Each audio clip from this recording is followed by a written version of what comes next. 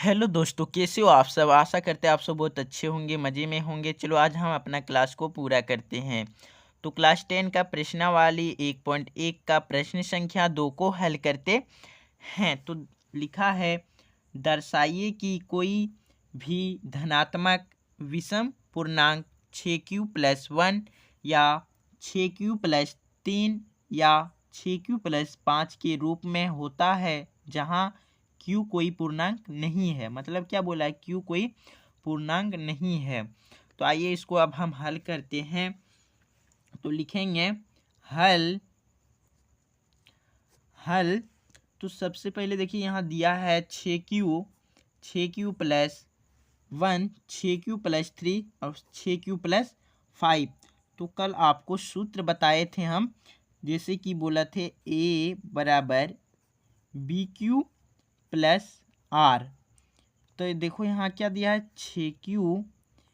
6q आपको समझाने के लिए हम लिख रहे हैं 6q+1। मतलब यहाँ b के जगह 6 दिया है, q के q है और प्लस का प्लस, r का जगह 1।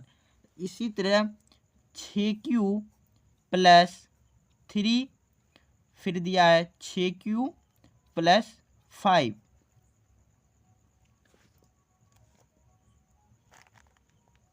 6q+5, ठीक। तो आइए अब देखते हैं। ये सब आपको लिखना नहीं है, आपको बस यह समझाने के लिए हम यह बताएं, ठीक।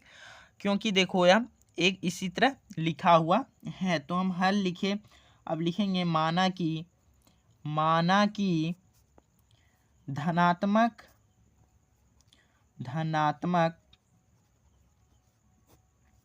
विषम संख्या विषम पूर्णांक है, ठीक। तो क्या लिखे हम, माना कि धनात्मक विषम पूर्णांक है। जो पूर्णांक क्या है, ए हम मान लेते हैं। तो फिर लिखेंगे बी बराबर क्या होता है, भाजक बी बराबर हमको यहाँ दे रखा है कितना 6। देखो यहाँ 6 है, तो लिखेंगे 6, ठीक। बी बराबर क्या हो गया 6। अब हम चलते हैं यूक्लिड विभाजन एलोगेथियम से। तो हम यहाँ लिखेंगे अब हम किससे, यूक्लिड विभाजन एलोगेथियम से, ठीक। लिखेंगे एलोगेथियम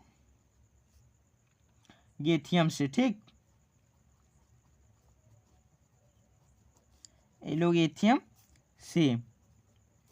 तो देखो जब हम एलोगेथियम से चलते हैं तो क्या आ जाएगा, इसका सूत्र हम बताए थे। जब लिखेंगे इसका सूत्र क्या हो गया, a बराबर BQ+R। तो देखो R हम मान लेंगे कितना, R अगर हम 0 मानेंगे तो क्या होगा, तब लिखेंगे तब क्या हो जाएगा, a बराबर 6q+0 बराबर क्या हो जाएगा, 6q हो जाएगा।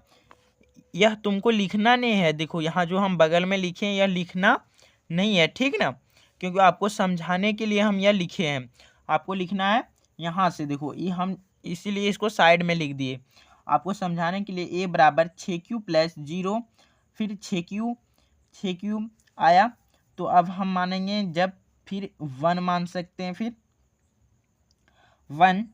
तो क्या आ जाएगा, a बराबर फिर a बराबर आ जाएगा 6q+1 बराबर क्या आ जाएगा, 6q, एक 7q, ठीक, 7q।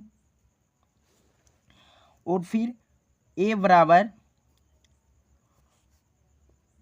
2, ठीक। अगर हम देखो यहाँ क्यों मान रहे हैं, ये 2 फिर 3 होगा, फिर 4 होगा, फिर 5 होगा। आप लोग सोच रहा होगा कि 0 1 2 3 5 कहाँ से लाया, ठीक। तो देखो यहाँ क्या है 6।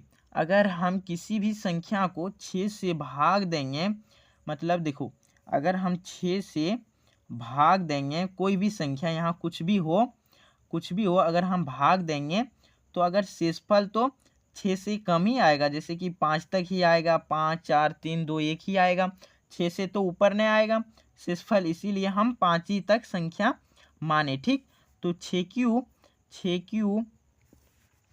6 प्लस 2 हो जाएगा, जो कि क्या हो जाएगा 6 और प्लस 2 तो हो गया 8 और फिर आ जाएगा ए बराबर 6 प्लस 3 बराबर क्या हो जाएगा 6 और 3 9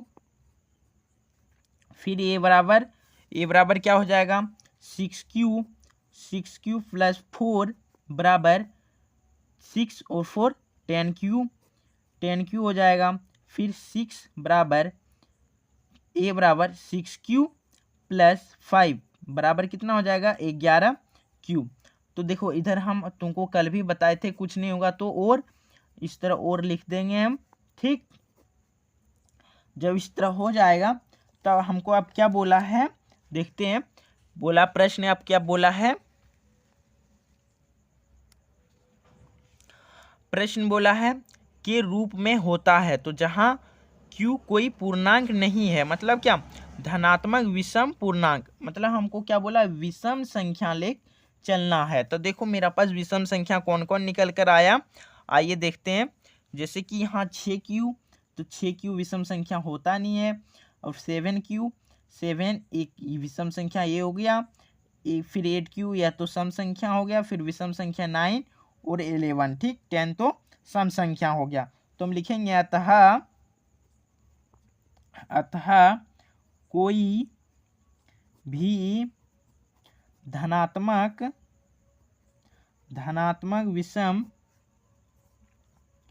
विषम पूर्णांक 6q हम देखो यहाँ से लिखेंगे। अब 7q नहीं लिखेंगे क्योंकि हमको जो निकाले मान वही लिखना है। 6q प्लस 1, अब लिखना 6q प्लस 3 और 6q प्लस 5।